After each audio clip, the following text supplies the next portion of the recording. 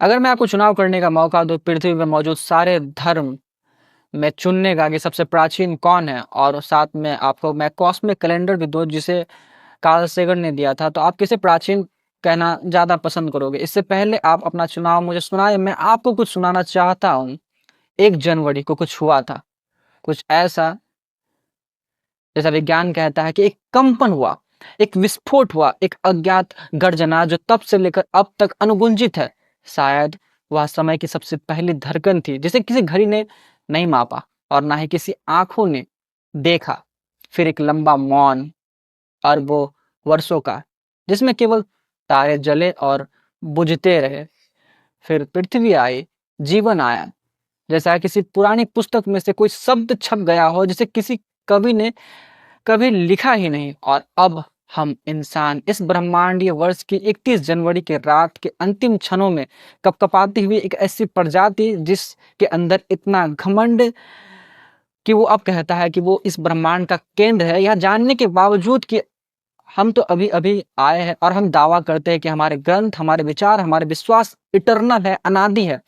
समय की इस असंभव विस्तार को हम भूल जाते हैं जिसमें हम लिपटे हुए। क्या यहाँ कोई अज्ञानता जैसे चीज नहीं, जैसा हम कहते हैं बार बार रिलीजन शायद एक स्वप्न था जिसे किसी आदिम मनुष्यों ने आग के पास बैठकर देखा। एक प्रयास था वो कि इस अनंत अंधकार में हम एक रूप दे पाए जो भयावह थी, जो अपरिभाषित थी। लेकिन अब जब हम आकाश गंगाओं की गणना कर सकते हैं तो क्या हमें अब भी उन्हीं परछाइयों के बीच उलझे रहना चाहिए?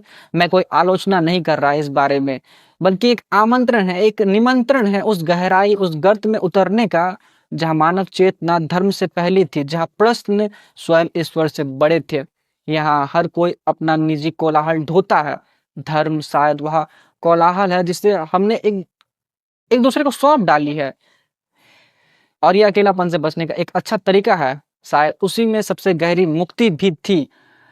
अगर भविष्य कोई किताब है जो अभी लिखी जानी है तो हमें पुराने अध्यायों से प्रेरणा लेनी चाहिए, पर उनके बंधनों से नहीं। धर्म हमें बताता है कि हम कौन थे, पर विज्ञान पूछता है कि हम क्या हो सकते हैं। और हो सकता है सच्चा आदर उसी में है, उस मौन में, उस शून्य में, उस शून्य की स्वीकृति में जहां कुछ भी नहीं था लेकिन हर कुछ संभव था। कल्पना कीजिए पूरा ब्रह्मांड 13.8 अरब वर्षों की एक किताब को मैं समेट कर 1 वर्षों में अगर कंप्रेस कर दूं तो आप पाओगे 1 जनवरी को बिग बैंग हुआ, पहला जो तारा बना वो फरवरी में बना और ग्रह सितंबर में बने और पृथ्वी वो उनसे भी बहुत लेट, और पृथ्वी पर बहुकोष्ठ के जीव की शुरुआत तो दिसंबर के पहले अ, दिन के आसपास हुई। डायनासोर आए 25 दिसंबर को और 30 को निपट लिए, एक भी डायनासोर ना बचा, समूल विनाश हो गया। फिर आए हम इंसान, डायनासोर के बहुत बाद 31 दिसंबर रात के अंतिम घंटे, अंतिम सेकंड में प्रकट हुए। और वो इंसान घमंड के साथ इतिहास जिसे हम गर्व से सजाते हैं अपने किताबों पे, वो बस एक क्षण है, बस एक क्षण। रिलीजन जिसे हम इटर्नल, अनादि और इस ब्रह्मांड से भी परे मानते हैं, वो बस एक हिचकी मात्र है। फिर भी हम कहते हैं हमारी परंपरा अनादि है, सनातन है, हमारे ग्रंथों में सब उत्तर है, हमारा विश्वास सृष्टि से भी पुराना है। लेकिन क्या सचमुच सचमुच क्या आपने कभी जंगल को कोई प्रार्थना करते हुए देखा है? क्या पृथ्वी के घाव को धर्म ने भर दिया, या किसी तारे को आपने ईश्वर का नाम लेते देखा, सुना?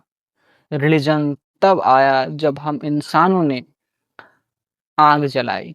रिलीजन तब आया जब हम इंसानों ने भाषा सीखी, बनाई, डर को आवाज दी। वह हमारे भीतर अंधेरी रातों का कवच था।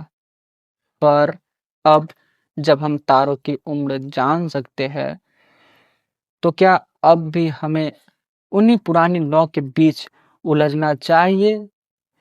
ये कोई आलोचना नहीं है, यह एक प्रश्न है। अगर हम वाकई पुरातन का सम्मान करना चाहते हैं तो हमें आकाश गंगाओं की प्राचीनताओं को नमन करना होगा। उस मौन के क्षणों को भी समझना चाहिए जब ना धर्म था, ना पहाड़ था, ना कोई गर्त था तो बस केवल अस्तित्व। धर्म अतीत की गाथा है, परंतु विज्ञान भविष्य का संगीत है। और आज जब धरती जल रही है, हवा भारी हो गई है, तब हमें तय करना होगा कि हम अतीत में लौटेंगे या एक ऐसा भविष्य गढ़ेंगे जहां सवाल पूछना पाप ना हो।